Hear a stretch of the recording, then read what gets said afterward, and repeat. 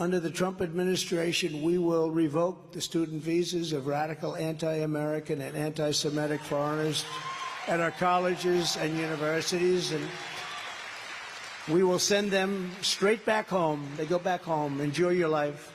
Likewise, the mobs of, literally barbarians that we saw in the streets of New York and other cities last week have no place in America. We can't have it. We have to.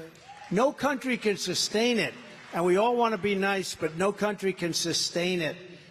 Jewish mothers and fathers should never have to send their children to school fearing they'll be shot or stabbed on a so-called day of jihad, which is happening. It's a day of jihad.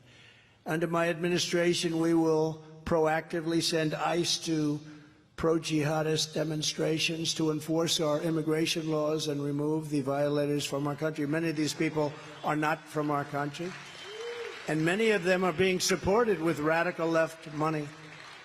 The money from radical left people, you know who I'm talking about. We'll continue the process we started in my first 4 years of stripping citizenship from criminals, terrorists, and immigration cheaters and frauds. They've come into our country at levels, and they're coming to Iowa, you know that. And it's dangerous. You've had killings that nobody could even believe. Nobody's seen the kind of killings you've had. Finally, we cannot forget that the same people that attacked Israel are right now pouring in at levels that nobody can believe into our beautiful USA through our totally open border and southern border concept of what? Civilization, concept of stupidity. Again, we had the strongest border in history. Now we have the weakest border, I believe, in the history of the world. I don't think any border in a third world country has been like this. You take a look at what's coming in, and I think the real number is going to be 15 million people before it's over. That's bigger than New York State before it's over. 15 million people.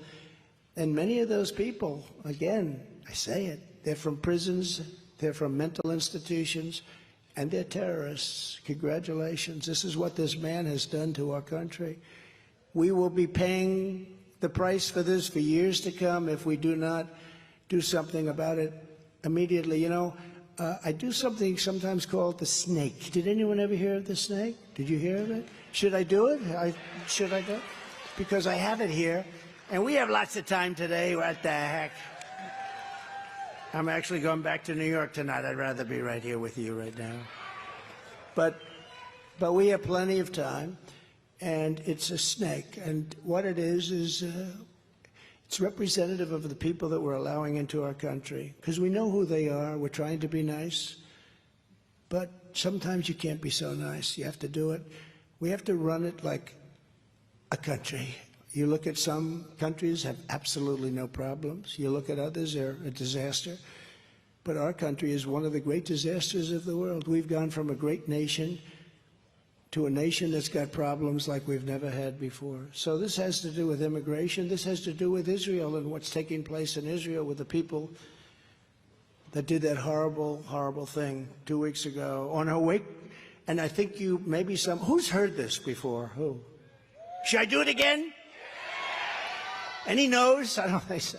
No, people like it. It's sort of rather incredible.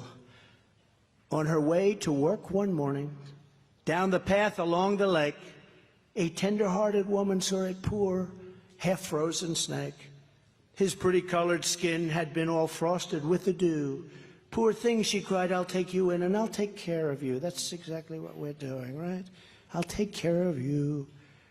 Take me in, O tender woman, take me in for heaven's sake. Take me in, O tender woman, sighed the vicious, vicious, vicious snake. She wrapped him up all cozy in a comforter of silk and laid him by her fireside with some honey and some milk. She hurried home from work that night. As soon as she arrived, she found the pretty snake she'd taken in had been revived. Take me in, O tender woman, take me in for heaven's sake. Take me in, O tender woman, sighed the vicious snake. She clutched him to her bosom. You're so beautiful, she cried. But if I hadn't brought you in by now, you truly would have died. She stroked his pretty skin again and kissed him and held him tight. But instead of saying, thank you, ma'am, the snake gave her a vicious bite. Take me in, O tender woman, take me in for heaven's sake. Take me in, O tender woman, sighed the vicious snake. I saved you, cried the woman, and you've bitten me, but why? You know your bite is poisonous, and now I'm going to die. Shut up, silly woman, said the said the reptile with a grin. You knew damn well I was a snake before you took me in. And that's really it. That's what we're doing.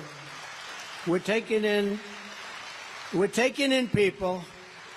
We're taking in people into our country. I think it's terrific. We're taking in what this is, what it represents.